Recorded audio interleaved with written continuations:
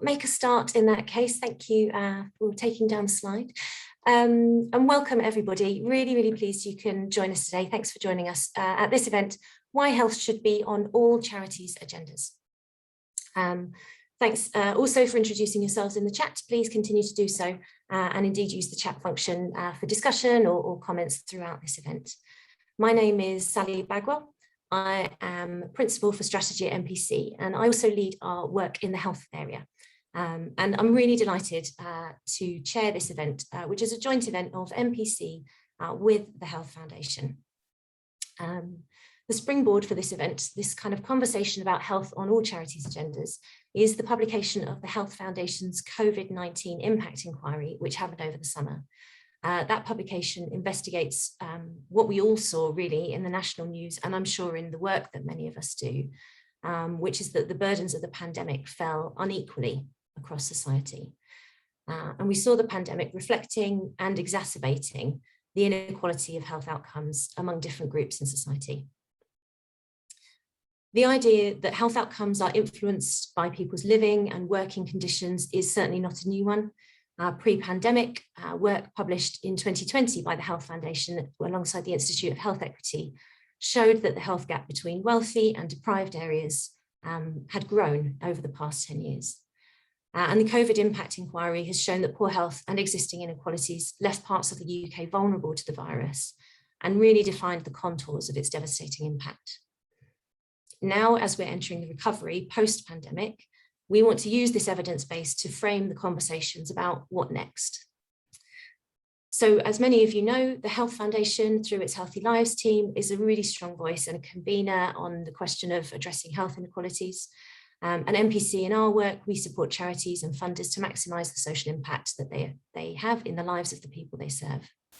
We've worked closely with the Health Foundation on a number of initiatives, and we felt this was a really important opportunity to bring the charity and the wider social sector into this conversation, thinking about how we bring our collective expertise, our resources, and our influence to bear in grappling with the question of addressing health inequalities.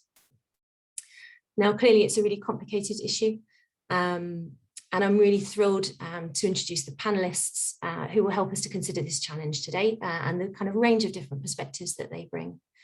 So speaking first, we will have Dave Finch, who is Assistant Director in the Healthy Lives team at the Health Foundation. And he will give us an overview of the findings of the COVID-19 Impact Inquiry and also of I think he'll speak to some of the Health Foundation's ongoing programme of work building on those findings. And then responding to those comments, we have Fozia Irfan, who is Director of Children and Young People at Children in Need. And she'll bring her perspective as a funder. And Fozia was also an advisory group member on the COVID-19 Impact Inquiry and had that kind of long-term involvement in that work. After that, we'll be hearing from Polly Neat, who's the Chief Executive of Shelter, and she'll be speaking to the impact of housing on health, as well as this context of homelessness during the pandemic. And our last panellist today is Alison Page, who's Chief Executive of Salford CBS, and she brings a place-based perspective to these issues, including a consideration of the role of really small organisations and kind of informal community infrastructure. We've given our panellists a very difficult task of addressing these complex issues in about 5 minutes. I'm not going to be too strict, there'll be some leeway, but I am really keen to keep plenty of time for discussions and your questions at the end. So when we come to it, if there's things that occur to you as the speakers are presenting, please kind of keep them in mind and submit them. If possible, please submit them through the Q&A function, and then I can monitor that when we come to the discussion part of the session. But I've got a colleague who will be monitoring the chat as well. So if you put them in the chat, they'll get copied over. Okay, I think that's enough from me. And without further ado, it's my pleasure to hand over to Dave from the Health Foundation to take us through some of the findings of the COVID-19 Impact Inquiry. Thanks, Dave. Great, thank you. And I'll just share my screen. I have some slides to talk through.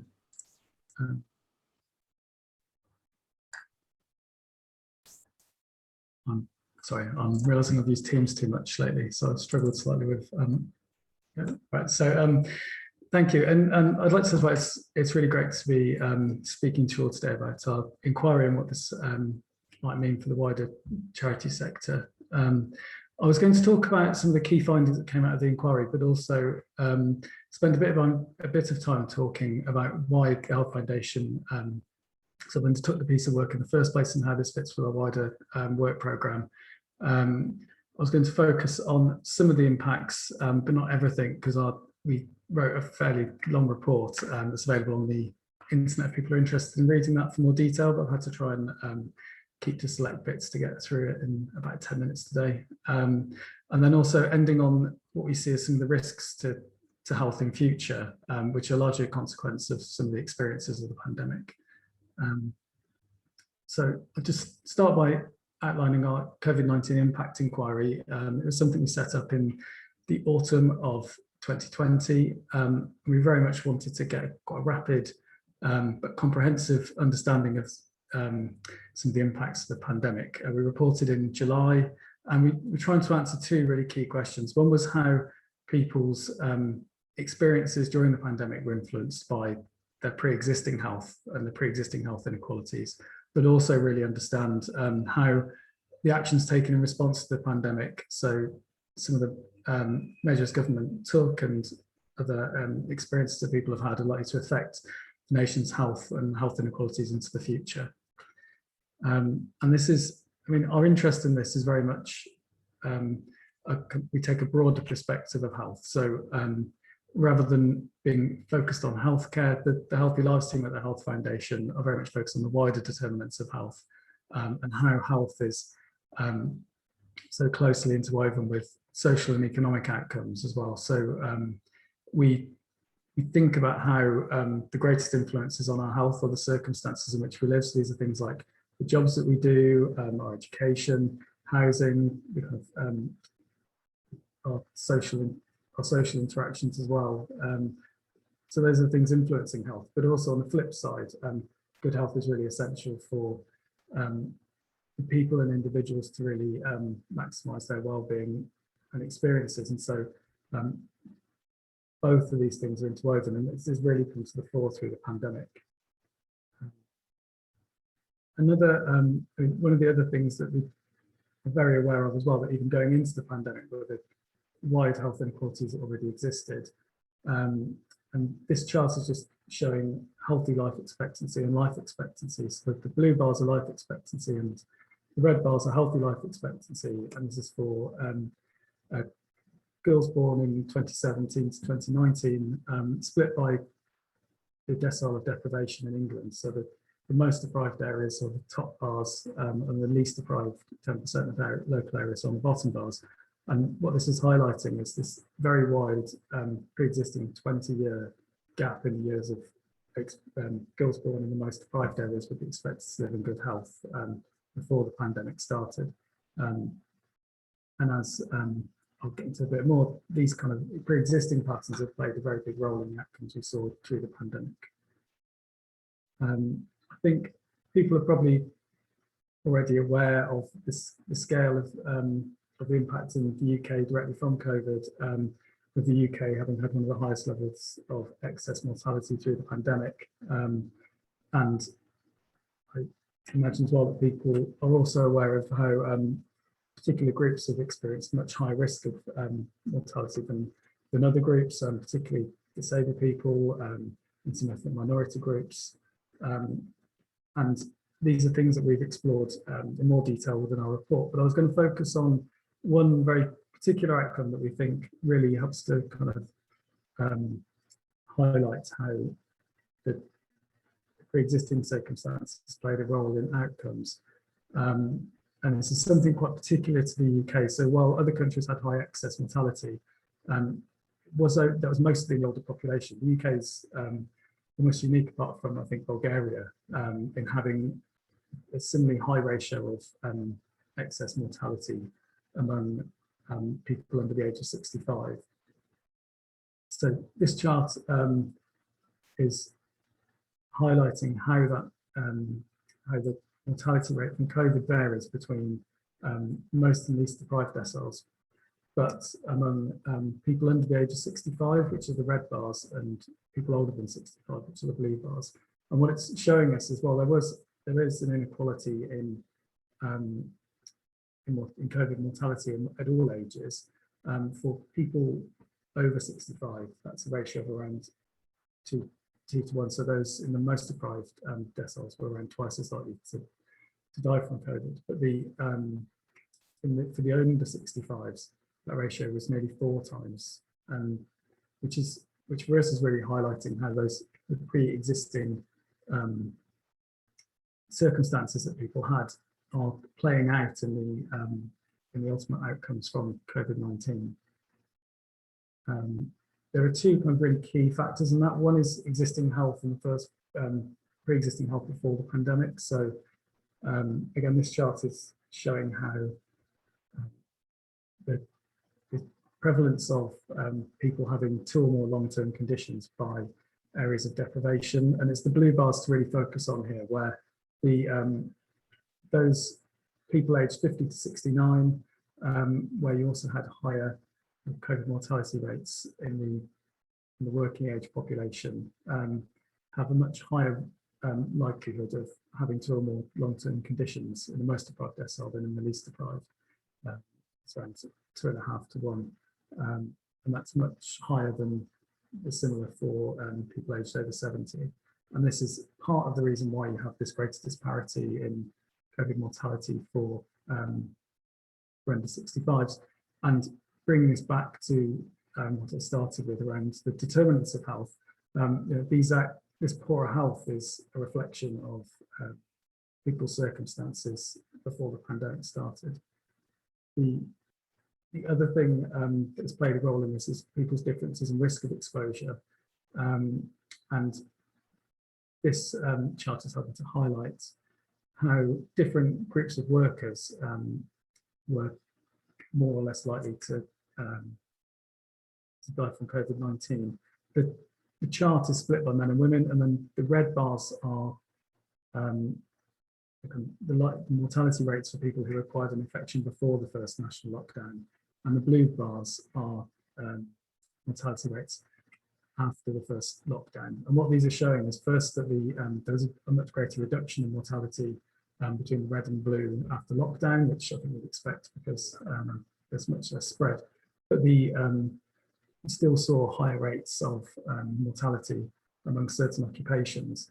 And to some extent that mirrors, again, it links back to pre-existing poor health because some of those occupations had poor health, but it's also about the high risk of exposure amongst those occupations for people. And I think that's, to kind of discuss some of those immediate impacts of COVID-19 on health. But the actual experience of the pandemic has been much wider and has much longer term implications for health. And we think these break down into 2 key areas, which also have an impact much wider than purely through the healthcare system. So there is an immediate sense the kind of NHS backlog, which I think I've probably seen announcements about funding to help tackle that today. And by January 2021, our analysis had estimated there's around 6 million kind of missing patients compared to the pre-pandemic period, which is kind of giving an idea of the scale of the backlog that needs to be tackled there. But there are also much wider impacts on health, and one of those has been through the kind of mental health impacts of the pandemic, where living with restrictions, the kind of general uncertainty, and also financial impacts of the pandemic have led to worsening mental health. I think of concern is how that seems to have been sustained. So a fifth of adults had worse mental health by September 2020, so through a large chunk of the pandemic. There were more people that had a first incidence of poor mental health in the spring 2021. And I think something we don't fully understand yet is the kind of what implication that has longer term. So whether these kind of periods of poor mental health now will have an impact on people's health in the future, particularly the kind of long duration that it's been. And and also what that then means for people's wider circumstances as well. And we know that impact on mental health has been greater, particularly for women and young people, and also those on low income or particular financial problems, which to a great extent reflects patterns that we're seeing before the pandemic and who's more at risk. But the fact that those have been exacerbated through the pandemic is something we think will have a kind of longer term implication, and not just for kind of mental health services, but for how people are interacting with services such as employment services or other services into the future. There are also some very significant longer term risks to health. We go back to these determinants of health, and we think things like education are very important for health, and that partly because of the ability it gives people to kind of make choices in later on in life, but also the kind of earnings potential higher, more academic achievement can bring for people. But we've seen that people have lost, there was around 2 months lost of education, and a greater loss among children from more disadvantaged backgrounds. Potentially creates a risk of a cohort of people working through life with poor health outcomes, and also even within that cohort some poorer health outcomes. There's also some significant risks for employment, where although we're seeing some very kind of positive signs in the labour market, many people are still out of work, and some areas have been harder hit. And again, I think the other thing that's yet to be understood is really some of the longer term impacts, whether that's adjustments in sectors within the economy, and also potentially longer term scarring effects from periods of people taking out of work through the pandemic.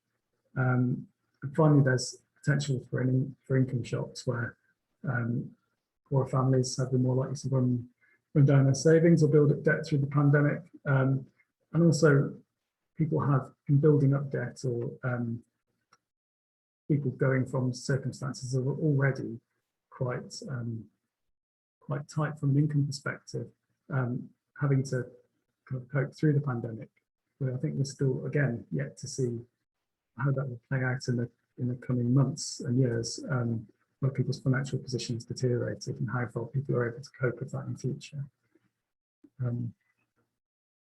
And to taking these specific risks to health led us to a number of kind of recommendations for action. I think to a large extent, we had a kind of a central government focus in, or a general government focus in thinking about these around these recommendations. We didn't get into complete specifics because we're very much trying to understand the kind of the shape of the impact of the pandemic and the areas in which action should be focused. But we ultimately were calling for kind of immediate action around tackling that healthcare backlog, catching up education, protecting family finances. I guess we're seeing the first of those seems to have been, is being prioritised at the moment, as perhaps you might expect. Education catch up, so there has been some funding, but to a lesser extent than perhaps was required. Well, family finances in particular, some of the poorest remain at risk with what seems to be still the intention to end the universal credit by the end of the month.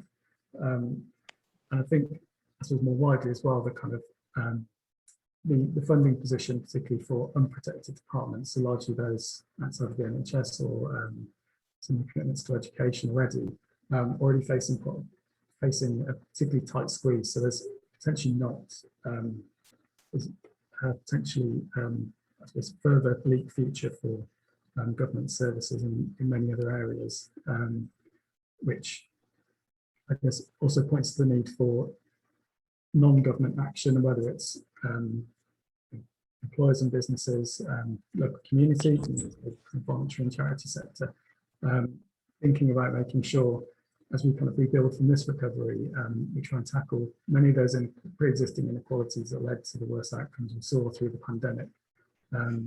We've grouped those into 3 particular areas, but clearly there are others as well where more action is needed. And we focused here around creating high quality jobs to make sure as employment comes back, we're trying to ensure those jobs are better quality, better paid, which can help to support health and also help to support family finances more. The strengthening of local communities, where I think the opportunity from potentially increased remote working going longer term could lead to people spending greater time in their local areas. There's money to be spent more in those local areas. It's also opening up some opportunities for people to access jobs and services that perhaps they couldn't before. And finally, trying to close gaps in the welfare state to support people through further income and health shocks. I hope there is some movement from government there, but there's also, I think, a role for people to be aware of where there will be gaps and look to help bring provision into those. Thank you. That was me finished. That was brilliant. Thank you so much, Dave. Really, really fascinating kind of and very clear kind of presentation of the immediate health impacts, but also the potential kind of longer term scar. And some initial thoughts about the ways for particularly kind of central government to be addressing that. Thank you so much. I'll just mention a couple of people using the Q&A function already, which is absolutely great. Thank you so much. There was one kind of practical question, which was about whether the slides would be shared, and it is our intention to email around everyone attending after the event. And Dave, I'm going to just look to you, see if you'll share your slides with us so we can make sure that they're shared out. Bam. So yeah, you'll get those afterwards. So do keep the questions coming as you hear our speakers speak, but I'll hand over now to our first panelist, who is Fozia Irfan. Great to hear your contributions. Thank you, Sally. And it's a really difficult job I have to summarize how health impacts society and why charities should take it seriously in 5 minutes, but I'm going to try my best. And I think that I've got 3 main points really to try and articulate. Firstly, health lies at the heart of inequality, no pun intended, of society. It lies at the heart of inequality and it reflects inequality within society. Dave has given you some fantastic graphs and statistics about how particularly COVID has highlighted those inequalities, particularly within health. And I think it's worth just pausing on a few key statistics which I have memorized because I think they are so critical to understand. The first is that 6 out of 10 people who passed away due to COVID in 2020 were disabled. 6 out of 10. Okay. Second statistic I'm going to give you. In England, the COVID mortality rates were twice as high for people from the poorest 10% of local areas compared to the wealthiest. Twice as high. Okay. Hope you're getting this. And the third pair of statistics are in relation to ethnicity. Almost the mortality rate for Black men was almost 4 times greater than for white men, and the mortality rate for Bangladeshi men was almost 5 times higher. Okay, so here in a very graphic, very simple terms, you can see how the research that the Health Foundation did impacts what we do as a sector. These are critical and fundamental issues which we need to be looking at when we do our work. And I know for the last 18 months within the charity sector, we've had to focus on immediate response, and quite rightly so, because there was that immediate crisis and need that we had to sort of just deal with. Just for us as funders, it was about getting money out to where the greatest need was. But there is something fundamental that we're missing if we're just addressing symptoms and we're not addressing the systemic causes of inequality. And I say this, and my plea particularly to funders is, until we start really understanding and addressing the causes of inequality, we won't be able to tackle all of these things that we talk about and we put on our website, that we're interested in poverty or in mental health or educational outcomes. None of those things can really substantially be addressed until we start particularly talking about health inequality and how it impacts people. What we really need to understand is how health-related behaviours are shaped by cultural, social and material circumstances.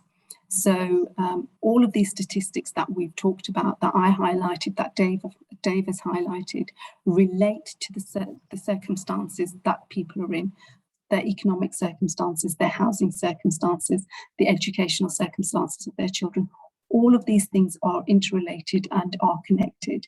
And one final statistics which I'm going to give you, which I think is really, really interesting, is that when we're talking about health-related behaviours, one thing that we look at, for example, is diet. And why can't everyone access a good and a healthy diet? Because it has such an impact on your overall health.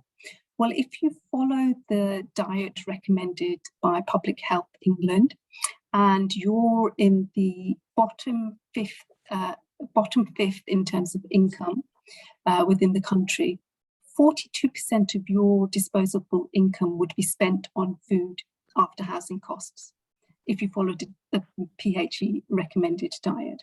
So when we talk about trying to change people's behaviours, we can't separate people's behaviours and the choices that they make from their economic circumstances, their housing circumstances, their social, their cultural circumstances.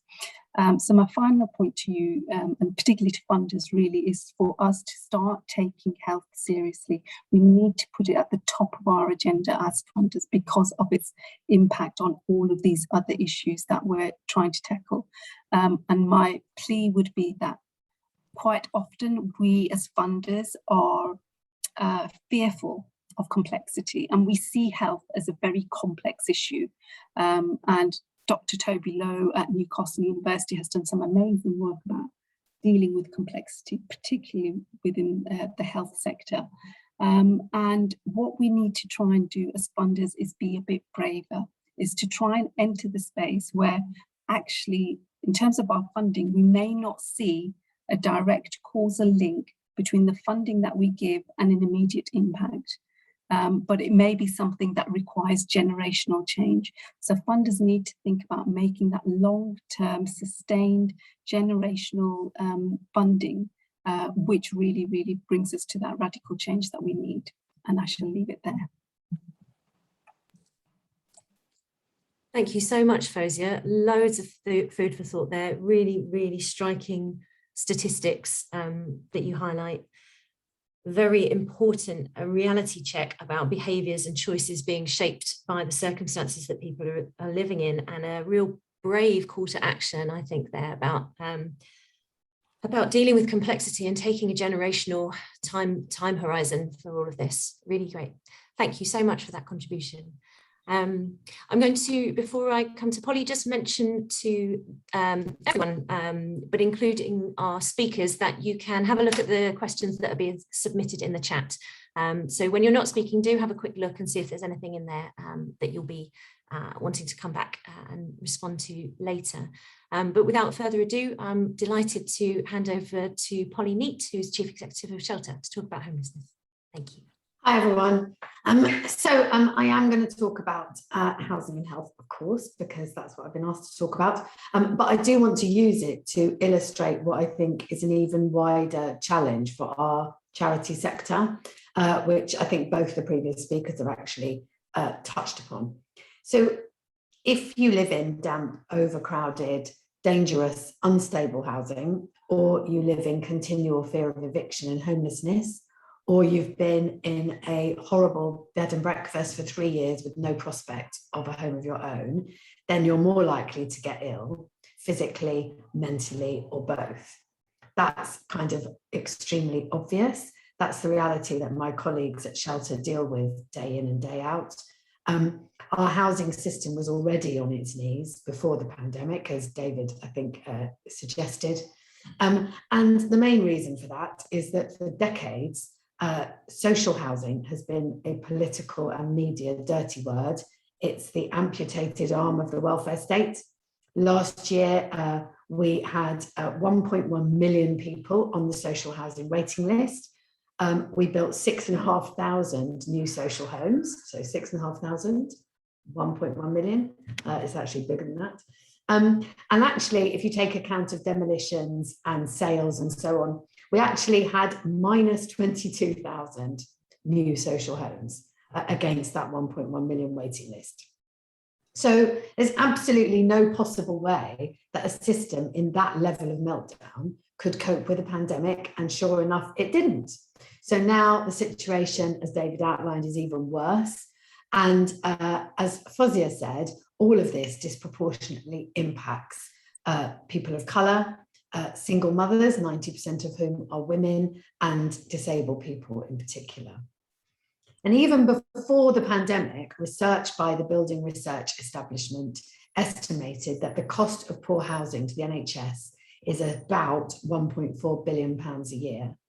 And that only includes category 1 hazards like severe damp, excess cold, electrical hazards, the risk of falls and so on. It doesn't include wider impacts on health, and particularly on mental health. Our own research at Shelter before the pandemic found that 1 in 5 adults, so that's 8 million people, have suffered mental health issues due to housing problems in the last 5 years. Unprompted GPs say that housing issues play a big role in their patients' mental health problems, both as a cause and also as an exacerbating factor. 3 in 10 adults who've had a housing problem in the previous 5 years not only said that that problem caused them a mental health impact, but also that they had no issue with their mental health before that housing problem arose for them. And of course, temporary accommodation is even worse. Fewer homeless children are registered with a GP. More than half of families living in temporary accommodation say their family's health has suffered, and parents experience considerable anxiety. I've met just one example, a young mother who was living in one room with her 3 children. There was absolutely no floor space because it was all covered with beds for the baby to learn to crawl, and therefore he wasn't meeting his developmental milestones, and therefore she was getting intervention from children's services. Can you even imagine then trying to self-isolate or homeschool in that sort of environment? It's absolutely inhumane, and that's what we were seeing day in and day out during the pandemic. Coming on to rough sleepers, only 1/3 are fully vaccinated. That's compared to 75% of the general population. So that vulnerability, once the people who own the hotels want their hotels back, that vulnerability is going to be extremely dangerous for people. So during the pandemic, we saw government suddenly recognise the massive risk caused by the collision of a huge public health crisis with an existing housing crisis that I've tried to very briefly paint a picture of. Suddenly, the government banned evictions and invested millions in getting rough sleepers off the streets. And let's not get into the detail now, happy to in the questions, of whether or not these 2 initiatives worked. They made a difference and they deserve credit for that, so let's leave that there. The issue is that there is no political will to address the long-term reality of the catastrophic impact of multifaceted deprivation on the lives of vast numbers of people. I'm going to talk about 2 reasons for that extremely briefly. First of all, because of the traction of individual policy silos within government. So I think the least we can do as a sector is not mirror those solipsistic ivory towers, asking the same questions over and over again, pursuing short-term mini ambitions and fighting for resources and for power. I think we need to spend less time trying to get or hold on to a place around the tables in those towers, and more time challenging the second reason why that lack of political will persists, which is that the government knows that most people are not going to vote based on the fact that more people are poor, living in intolerable conditions, experiencing the worst of state interventions in their lives, and therefore worsening physical and mental health. it's safe to ignore the bigger picture because the whole country is doing it. Our sector's shown during the pandemic that we can work together really well in a relatively low risk way. But to challenge short-termism and silo thinking successfully, we would have to take more risk to some of our charitable funds because of a shared goal, public criticism, possible loss or definite loss of short-term traction with government, not that they're doing what we ask anyway, loss of funds, a reduction in resources for our own causes. But the more we focus on short-term crisis intervention and narrower policy calls, kind of small wins, mirroring the way we're governed, both nationally and locally, the more people and communities are experiencing the worst of both us and the state as monolithic, detached enforcers doing to people and not with them. So this discussion leads inexorably back, I feel, to the conversations many of us have been involved in about the future of our sector, and reminds us why reimagining ourselves is what we have to do, and now more urgently than ever. Thank you.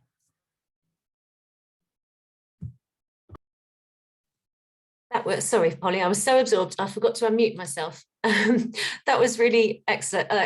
So interesting and a really strong call to action. Thank you so much for that. I took from that, and you addressed a question that was in the chat about the impact of housing on health, and you illustrated the intersections of housing and health and a lot of other social determinants really, really clearly there. But I took from it the challenge and the call to action to think long term and think about big wins, not to work within the system and within the wins that are kind of easily open to us in the kind of working with the structures of the political system as it is. But the fact that the reality is that involves risk, and you kind of make the big bets and you have the risks that come alongside it. That's really helpfully outlined for us all. Thank you.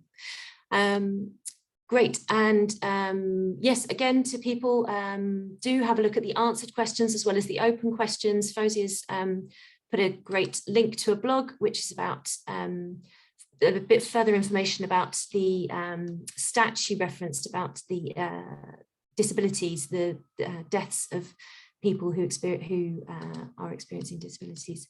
So there's further analysis there. So do keep an eye on the answered as well as the open questions. But without further ado, I'm going to move on to our final panelist, which is Alison Page from Salford CBS. Over to you, Alison. Thank you.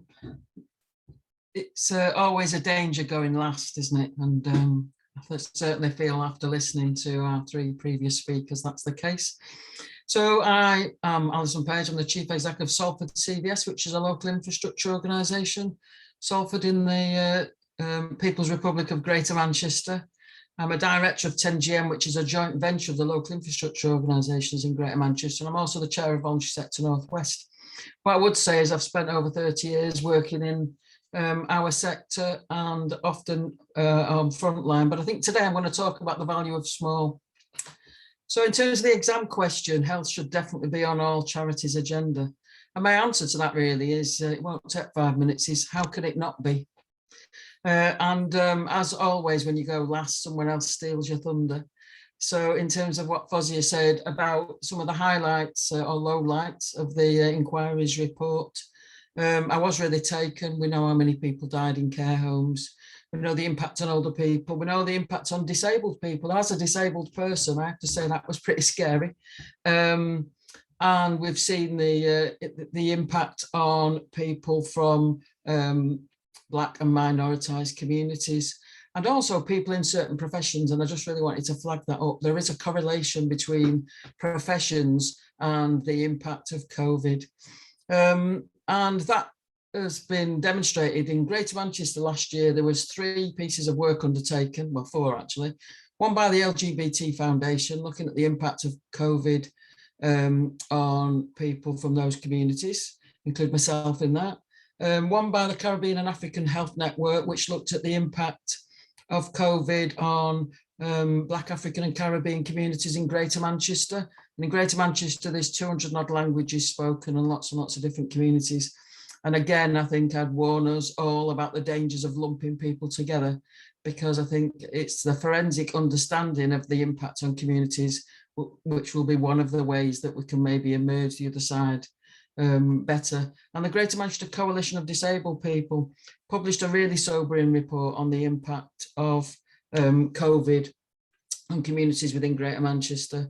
And we've also been, as Salford CBS, doing these regular things called pulse checks, which have mirrored a bit the work of the National Emergencies Partnership and NAVCA in terms of understanding the impact on communities via the lens of the voluntary community and social enterprise sector.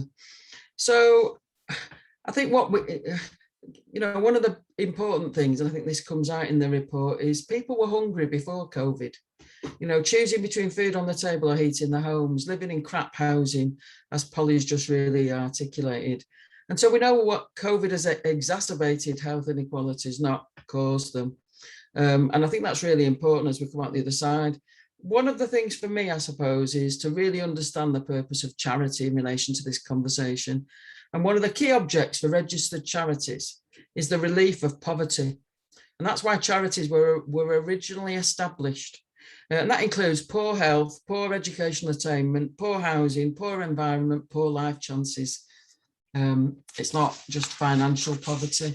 And I think that's why health should be on every charity's agenda, because we should all be working towards good lives for all. And you may or may not know this, because some of you are outside of Greater Manchester, can't quite understand that, because that's our new motto in Greater Manchester. Our elected Mayor, Andy Burnham, has adopted that as a result of a recent piece of work, which I'll talk about in a bit.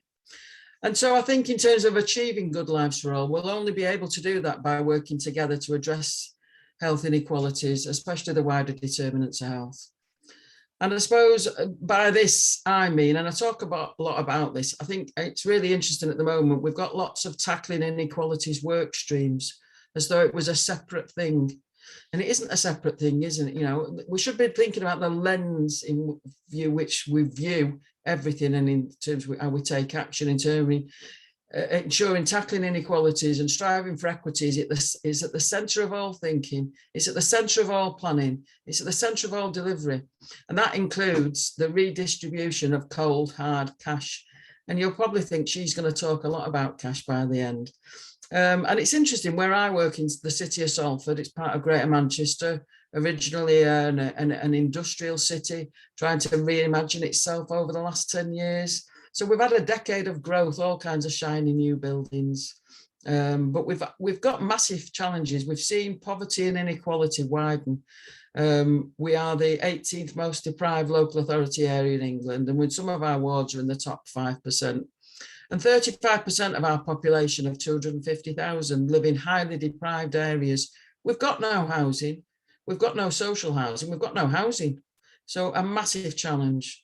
And what I would say is, in terms of where I work and what I do, as a local infrastructure organisation that's 102 years old, Salford CVS was established to coordinate the humanitarian response to the First World War. And I think that's really interesting, because I think what Polly said before about we need to tackle the causes is really important. But actually some organisations in our sector are actually set up to help tackle the symptoms. So in terms of my organisation, we've seen and responded to lots of big events. I haven't been there the whole time. The Great Depression, World War II, creation of the welfare state, Margaret Thatcher. And I get told off all the time as a charity CEO for being too political. And I always say, well, how can you not be? The climate emergency, the murder of George Floyd, and I suppose, the whole conversation around structural racism and the fact that it's endemic. And then latterly, I suppose, well, not even most recently, the COVID pandemic. But I did want to say that I think it's the small events in life that often go unseen: grinding poverty, lack of decent housing, poor education, daily prejudice and discrimination. And our job as charities is to be responding to the small things as well as the headline grabbers. And for instance, I would refer to domestic abuse, and that's not a small thing, but it's an endemic thing, and it's been going on for a long time. And sometimes I think it's not top of anyone's list. So to be honest, I think, and this is no disrespect, but we don't really need reports to tell us, because we know from working within local communities day in, day out. And I think we do respond to the symptoms, but we're also trying to help address the underpinning causes. But I'll give you an example of my week. So I'm spending probably 60% of my time, and don't think my time is 100%, by the way, it's a lot more than 100%, on the creation of the Greater Manchester integrated care system and what that means for the place and the people that I work in. But at the same time, I've turned my premises into a collection point for donations for Care for Calais, and we can't move, you can't find the desks. Because I think that demonstrates you're trying to do something strategically, bigger picture, also responding to, I suppose, the symptoms. And in Salford, over the past 6 years, my organisation has been responsible for managing about 20 million quid via grants, investments, community engagement and social prescribing. And I think that's demonstrated the role of local intermediary can play, a local infrastructure organisation, because we've been trying to ensure the cash gets to where it's most needed. And that's via the local VCSE sector ecosystem. So I would absolutely say we have been addressing the symptoms. We've spent £500,000 quid on food poverty in the last 12 months. And that was important because some people wouldn't have ate if we hadn't. But also we're trying to use that money as well to change. So for the cure. And in terms of local public sector spend, it's not a lot, because that's about 100 million, so my 20 million over 6 years is not a lot out of 100 million a year. But I think it's a start. At Greater Manchester level, in a city region of 2.8 million people, we know that we've been one of the most severely impacted places in the country by COVID, disproportionately impacted and unfairly resourced by this government. But poverty and inequality didn't start when the pandemic hit. And that's why recently in Greater Manchester, we've had an independent inequalities commission with 17 recommendations. And it's really interesting and quite scary to see all of us, including my organisation, including our sector, including the public sector, think how on earth are we going to respond to 17 recommendations? And it's interesting to see how anyone's going to respond to the recommendations of the Health Foundation's report. So I think also what's really important is the whole question about the wider determinants of health. And some of you will know Michael Marmot has done a 10 years on piece for Greater Manchester called Build Back Fairer. So we're all grappling with what we need to do next and how we make sure we're addressing inequalities through that lens and the wider determinants of health. So I'm about to draw to a close before I get told off. So every 3 years we conduct a comprehensive state of the sector survey in Greater Manchester, and Salford CVS leads on that. And we also have focus groups, so thematic focus groups. And so we know that there's about 17,000 plus community groups, charities and social enterprises. But I did want to make the point that 70% of those are micro community groups with a turnover of less than £10,000 and no paid staff. They are the communities. They're not doing they're not doing it to earn a living. I'm not saying the rest of us aren't passionate, but they are the communities. And they're really the home for over 500,000 volunteers in Greater Manchester. We know within the paid workforce in our sector, we've got about 75,000 people, and our spending power is about 1.2 billion. Interestingly, that's £100 million less than in 2016. So we all know we're doing more for less, and there's a theme. But I think during COVID, local place-based groups and organisations have been absolutely vital. And we've seen the rise of mutual aid, and that's not people doing two, that's people within communities looking after their own. So I just really think when we're thinking about the role of, is health the role of charities, or what's the role of health for registered charities, let's also think about the role that health plays and wider well-being in the whole of the VCSE sector. In terms of the survey, 4 out of 5 organisations said, and groups said, that well-being, health and care, including mental health, was their main business. So I think already our sector recognises that actually health is their business. So I think if we as a charitable sector, and I include those small community groups and social enterprises, can more effectively harness our skills, knowledge, resources and influence, and I think it's really important to make a difference, we need to be influencing in all of those key strategic places. and targeting all of that towards tackling inequalities, and I mean ill health and the wider determinants, then we will become even more of a force to be reckoned with. So I think organising ourselves is really, really important. Finally, I'd like to flag the importance of campaigning and social movements, because nothing will change without those. I think speaking truth to power, as Polly has today, is really, really important. And what I'm really interested in now is, as always, how do we turn recommendations from reports into practical action? Thank you. Thank you so much, Alison. Once again, a real kind of rallying cry and a call to action. I guess what I took from that, hard to summarize, so many different thoughts, but I think your framing of inequality is a lens, it's not a program.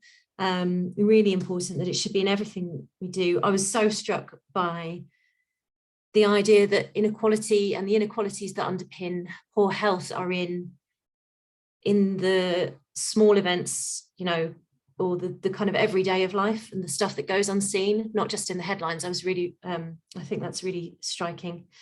And also, you know, the idea that a lot of the work is being done by the communities themselves.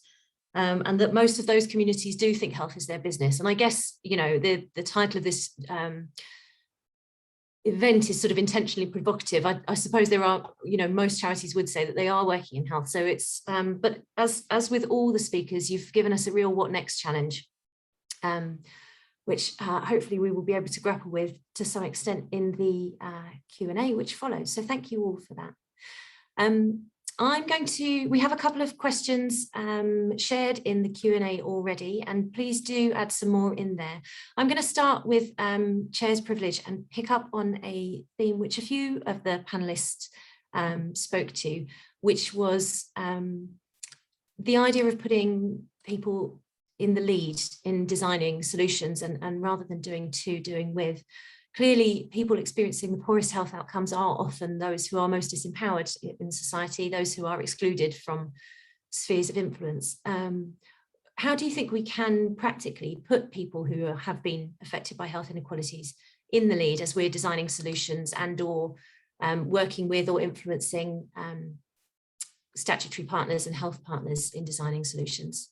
I don't know if any of the panelists want to indicate that they're up for answering that, or if I could call on you. Fozia, I'll come to you and then to Polly. Sorry, still on mute, Fozia. Thank you. It had to happen. I hope you can hear me now. Can you hear me now? Yes, we can, yeah. Okay, it had to happen at least once in the whole call. But I was just thinking about from a funding perspective, there's actually quite a lot of rhetoric about participatory grant making, about sharing power, all of those buzzwords that are flying around the funding sector. And I fundamentally believe that you have to start from a place of self-awareness. And for foundations, that place of self-awareness is that we don't have the answers. I'm not an expert in health. I'm not an expert in social change. I'm not an expert in what is needed in Luton, in a particular ward, to address inequality. That's not my role as a funder. My role as a funder is to enable funding which to those communities and to those organisations and to those people who understand the issues and then can direct what needs to be done. So my point to funders would be firstly to accept that you're not the experts and recognise experience and expertise in its various forms rather than through the traditional means by which we define expertise. Fantastic, thank you, Fozia. Polly, I think you raised your hand to answer as well. Yeah, I mean, just a few thoughts. So I think a lot of charities are really bad at this, and I wouldn't remotely put shelter in high in some kind of league table of doing it. So to me, I guess from my experience, what I would say first of all is approach this with some humility and accept how bad at it we are, if we are. would be one thing. I think it's about, I think of it as about partnership and opportunity.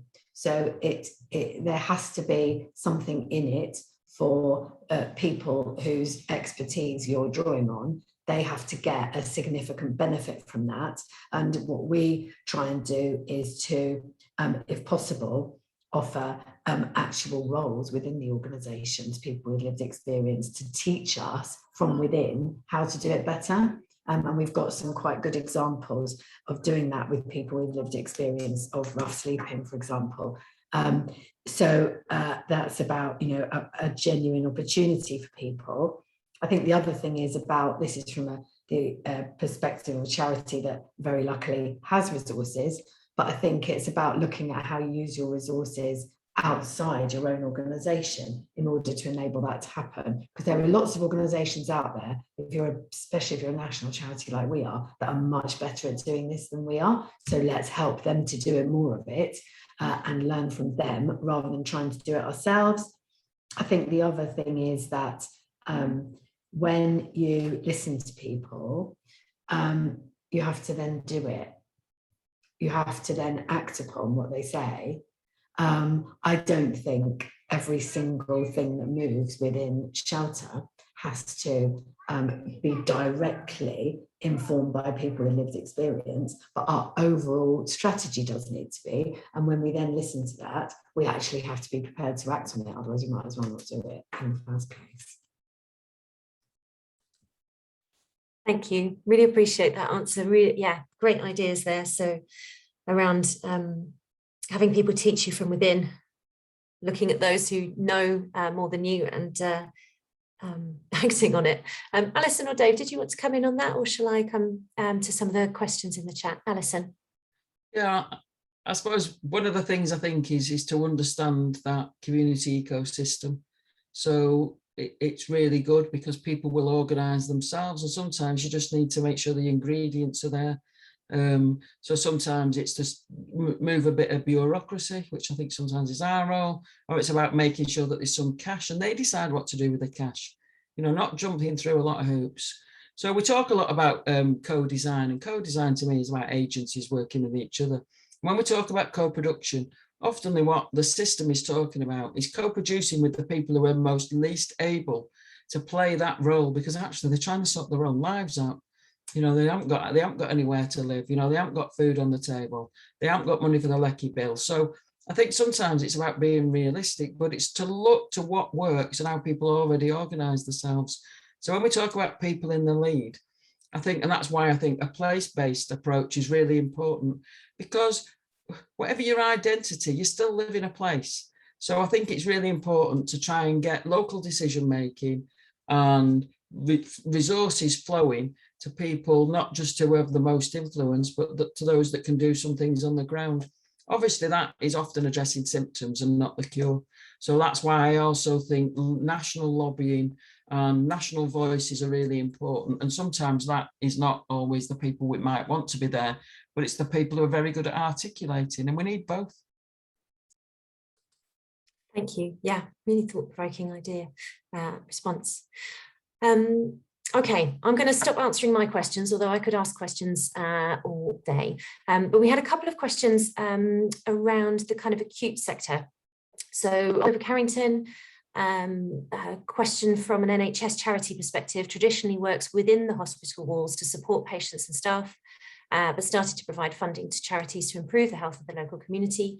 What questions should we be asking ourselves to ensure that we focus on the right areas with our limited budget? So that was one question about the kind of acute space, the kind of hospital-based space.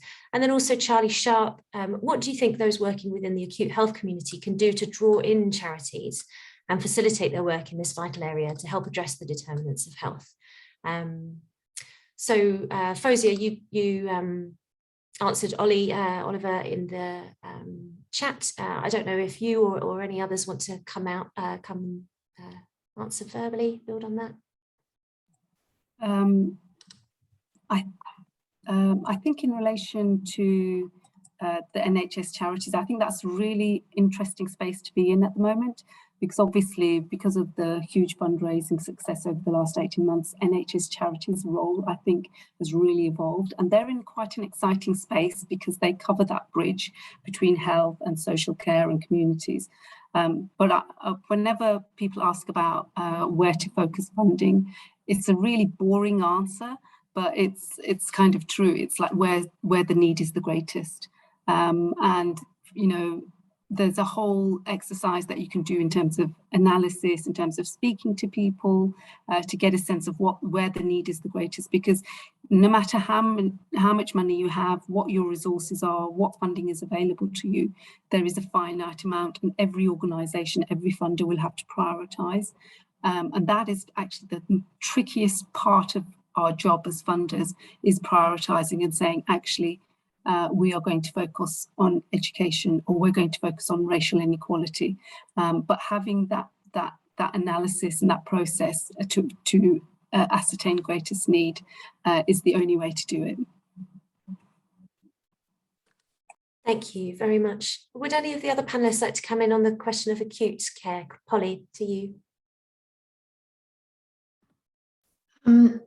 Yeah, I also just want to back up what Fozia said about prioritising and not being afraid of prioritising, and not feeling that you have to or can address all the problems that people are going to lay at your door.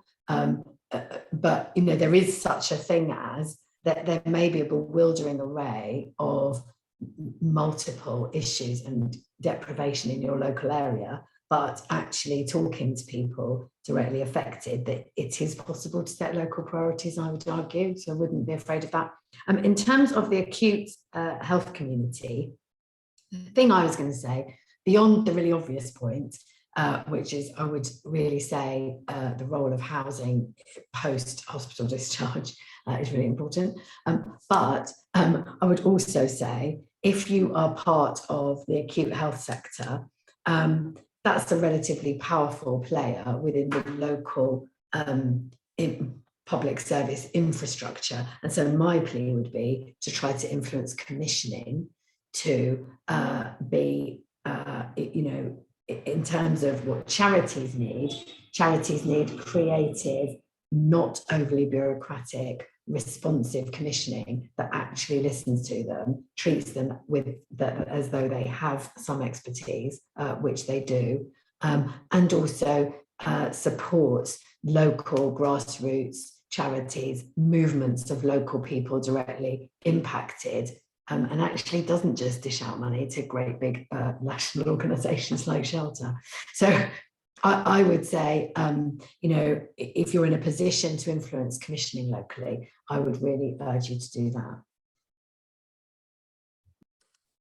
Fantastic. Thank you very much for that. I think I'll move on to a couple of new questions. There was one which was submitted in advance, so thank you to whoever did that. I appreciate that. Which was, how do you think charities or VCSE organisations can work better with primary care providers, such as GPs, to address the wider determinants of health, given that GPs handle 90% of patient contact with the NHS? So we've talked about acute, that's a kind of, the GP or primary care question. Another question that was submitted, just so we've got a couple of different things to think about in the responses, was from Jess Asato. Understandably, there's been a focus on the impacts on adult health through the pandemic, but we know that children's health has been impacted significantly too. And what does the panel think we need to do to ensure that we invest in integrated health and care for children and young people, ensuring as adults they can lead healthy lives?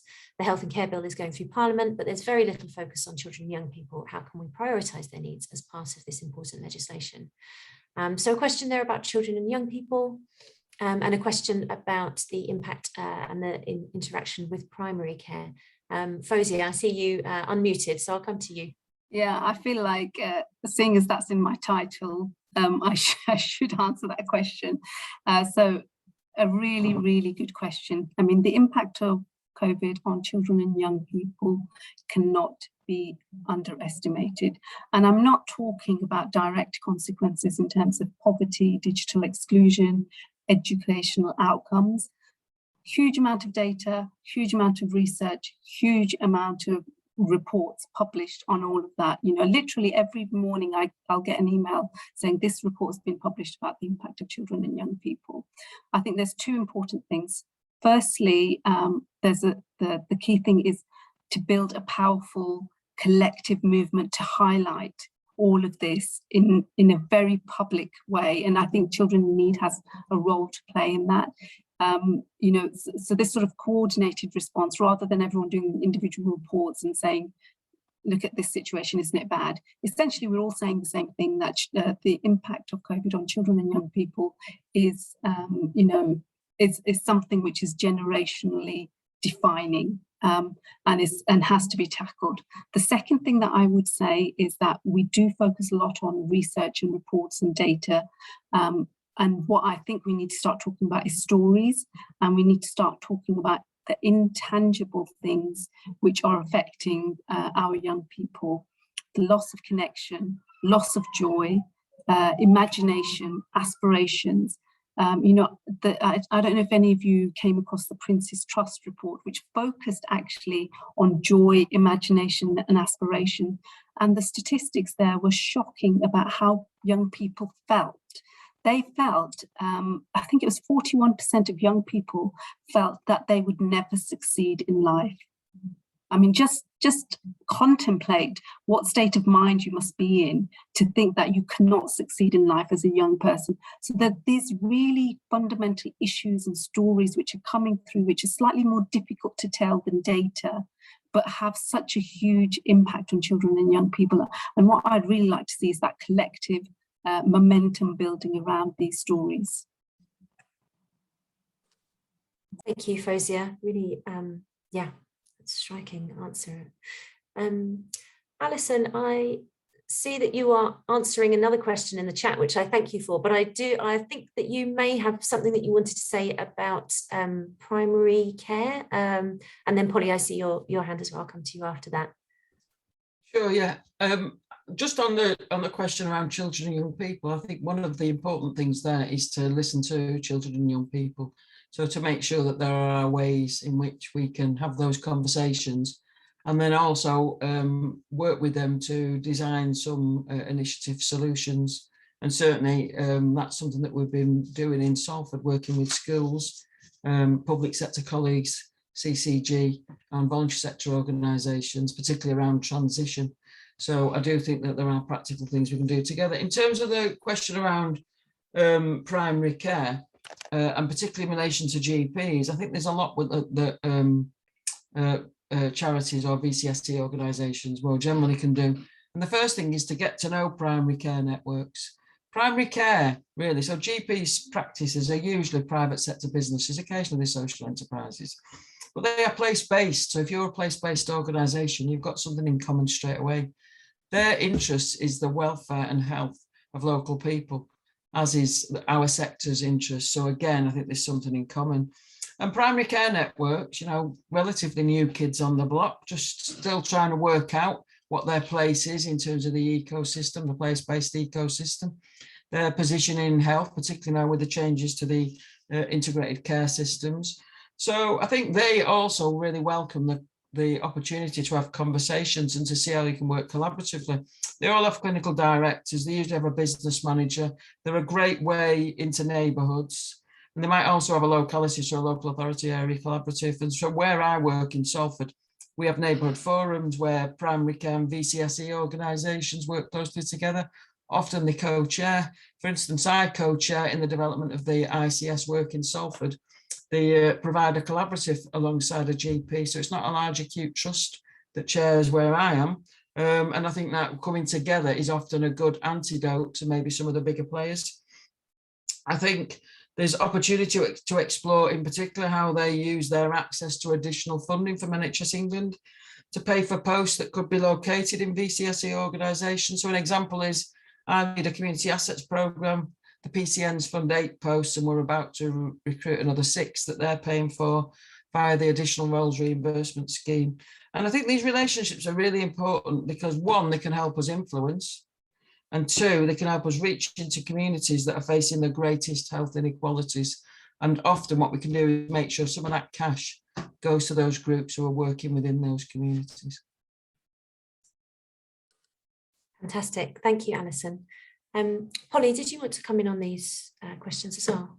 It was just on the primary care point, but actually what I was going to say, I think has been somewhat overtaken. I'm so excited to hear those incredibly positive practical tips from Alison, because I do have to say the question about how can charities work better for GPs, in my experience in the sector, I would really like to turn that question round and ask about how GPs can work better with local organisations, because in every job I've had in the sector, trying to engage stakeholders at local level, GPs have been one of the hardest groups to engage, and that's right across in children's sector where I started, domestic abuse, massively so, and again now. So I'm really happy if there's so much brilliant work going on in Salford that other areas can learn from, but I would just, if there's ever an opportunity, turn the question round and say to GPs, you know, it is really important to engage with the charity sector in your local area. Thank you, Polly. And a couple of comments, just kind of coming back to these in the Q&A. So one comment, I don't think this is a question, just to say that charities do need to be involved in their local primary care neighbourhoods, where decisions about the local community will start to be addressed. And it's hard to focus on homeless in that context, as they may not be registered with GPs and may not get that focus. I see Polly responding to that. And then just a comment on the children and young people. There's a link that people will see. It will go into the answered questions in a moment, where I think Bernardo's has been thinking about how to bring children and young people into that messaging and conversations with government. I'll pick up a couple more questions. I'm just looking at the time. We probably have just time for a couple more questions. We may not get to all of those submitted, but a couple that were answered in the chat, but just to see if anyone wants to say anything, I'll just sort of share it more verbally. There was a question about, specifically to Alison, others may want to comment on it, whether the voluntary sector relies too much on volunteers. And another, which is about how can, let me get the wording of this right, how can funders be encouraged to think about co-production and innovation rather than scale and reach? You know, thinking about how we better involve people rather than just replicating, looking for models that can be easily replicated. So yeah, as I said, Fozia and Alison had responded to those. I don't know if there's anything that you or indeed Polly want to, or Dave want to add to that verbally. No, Alison? Yeah, I would. So just to say, I was typing extremely badly, which is why there's so many spelling mistakes. But so what I was saying is, interestingly, I think this is mirrored across the country, is most volunteers actually live in smaller community organisations, so as a percentage. So not in charities, and whether we think that's right or wrong, that's actually a fact. I do think it is the job of charities to create meaningful paid work that people can access. So I hate the word lived experience, but anyway, I'll use it. I'll use those two words for this case. So I think it's important about paid work, and also progression opportunities, training opportunities. But I also really want to say that volunteering should be really valued, not as a route to work, but actually as something that we can all contribute to. You know, so in Salford, 1 in 5 people, I think, broadly, adults volunteer.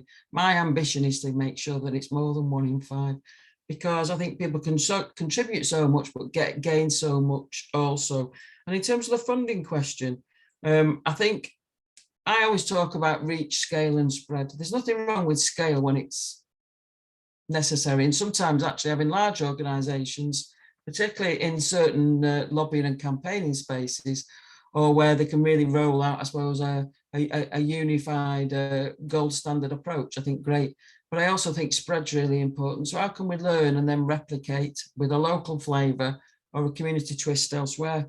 And one of the things I would flag is the Comic Relief Global Majority Fund, which was launched in the last 12 months. So as an example, in Greater Manchester, an organisation, a BME organisation got some money from Comic Relief, and then they went round and said, will you top up? So I put some money in from the Salford CBS fund, some registered social landlords did, etc. But they then completely designed and owned the process. And I think that, one of the big things that people with money can do is actually pass it on to people who've got a better idea how to spend it. Fantastic. Thank you, Alison. Dave, I wanted to come back to you. I think I may have missed your hand up, interested in speaking about the primary care question and or the children and young people question earlier. Yeah, sure, thanks. I think, some of it was covered by this. I think on the young people and children point especially, I think it's this recognition really that some of that is going beyond the Department of Health and Social Care, and it's the investment that's needed in local government and children's services that also is going to play a really important role there, and also I guess going back to some of the welfare system and making sure that we're providing an adequate safety net. So I think there's I do think that there is a case for trying to put more I suppose trying to tie the NHS more strongly into the social care system more strongly into having some responsibility for health inequality outcomes. But many of those are also really are going to be influenced by things outside of the Department of Health and Social Care's control. So I think there's definitely a need for better within government systems to push for that. And I think one possible opportunity is through the new I can say Office for Health Promotion. I think it's just around disparities that is potentially offers an opportunity where some of the, I think there was previously a comment somewhere about the extra profile that we've seen on that's been raised around health inequalities and inequalities more generally through the pandemic. And I think potentially trying to maximise the kind of profile that we've seen through things like the CMO and the and those health inequalities, that gives a platform for that new kind of office concerned with health to get some kind of cross-governance action across going wider than the Department of Health and Social Care. I was also going to point quickly to there are currently some things like the Social Prescribing National Academy, which is working, I think, to build a network across kind of local across charities to provide that kind of greater support for wellbeing within the community, and the kind of Alison mentioned the kind of move towards integrated care systems thing starts to offer some greater opportunity here. But I think from our kind of more, I suppose, health care focused discussions, I think it's something that people are getting. It's like the time it takes to actually see any progress and the difficulty in getting there. But we are bringing out some, I think, a briefing on this in the sort of coming months. So hopefully that will help to give some greater sort of information for people. That's brilliant. Thank you, Dave. And just tell me in a small number of words what people should be looking out for in terms of what the title of that briefing is likely to be, or if people are interested in that, what they should keep their eyes out for. Yeah, I know the author. I can circulate. It's actually our kind of a GP who works with us on policy as well. Oh, brilliant. She will be publishing that, but I don't think they've got their title yet. Okay, fine. Well, if there's anything that you're able to share, we'll circulate it immediately after, or if not, keep an eye out for that. Sounds like it's going to be really interesting and one to watch. Our time is drawing to a close. I'm going to mention a couple of things in the chat, which I don't think we'll have time to address directly, but comments from Yasmin at the Living Wage Foundation, just kind of referencing the importance of living wage for people working within the sector, but also other employees, other employers, as a kind of vehicle, really important vehicle for addressing inequality in that way. Comment sort of on the question of investing in kind of co-production and developing and testing new models. That a comment from Claire Burley about how difficult it is to persuade funders to invest in those models. I'll let the panelists answer those in writing if they're interested to, or if they have anything to comment on. I'm going to take chair's privilege again and ask, because there's one theme which I think came in a lot of the original presentations, which maybe we haven't had so many questions on. So I'm afraid I'm asking for quite brief comments, but I wondered if the panel, the theme I think is influencing, and I think Polly and others talked about not the bravery needed to try and force different conversations with statutory sector providers. And I just wondered if, obviously, the pandemic has put health inequalities so firmly on the map. I wondered if people felt there was a new opportunity, or if the kind of tone of conversations with statutory and health bodies had changed at all in the last kind of 18 months. If there's an opportunity to talk about unequal health outcomes, or how we can go about it to have the greatest likelihood of success. I know that's not a small question, but interested in any thoughts of that before we close. I don't know if anyone wanted to come in on that question, or give any other closing remarks. Polly, I'll come to you, and then to Dave. So in terms of influencing, I think there are I think what you're talking about is primarily influencing local health systems, which is not what I spend most of my time doing. And I think there probably are opportunities in some areas. I think some of the same principles that I spoke about when in my opening remarks are still the case here, which is joining up, prioritizing. If you want to influence, you can't influence on 100 things at once. People have a lot of headaches at the moment. The health system is not in a great place, is really struggling and facing a lot of challenges. So are we all. So I think keeping it simple is really, really important. And that's about priorities at the local level, driven by, as Alison was saying, the people who actually know what they're talking about, which is the people with, I know I hate the term too, but with lived experience. It's a shorthand. It's better than service users. So that's, I would say, the local level. In terms of influencing government, the government in Westminster, I think we really do have to be brave there and focus on, as I think I was trying to say at the beginning, focus on creating the political space where government can listen to what we're saying. And that means, to me, primarily now, it's about influencing public opinion. I don't actually think the government is minded to listen to the charity sector much. So I think we need to think well outside of that box. And that's what I was saying about worrying less about our seat round the table and more about removing the reasons why I think government feels totally safe not to listen to us, which is that it doesn't think that voters are worried about the same things that we're worried about. So we have to change that.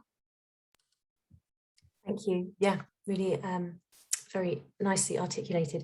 Dave, did you want to come in next?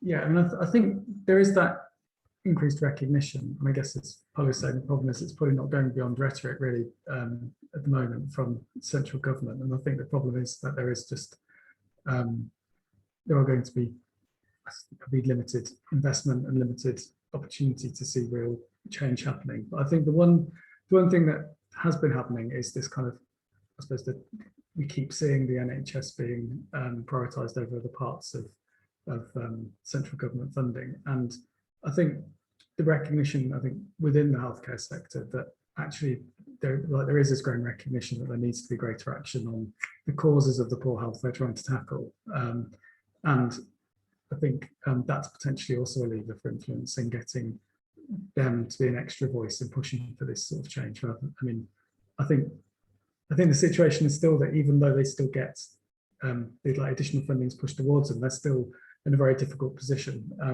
But I do think it's another kind of area of influence that I think can potentially be made more of in pushing for some of these changes more widely. Thanks, Dave. Yeah, really interesting.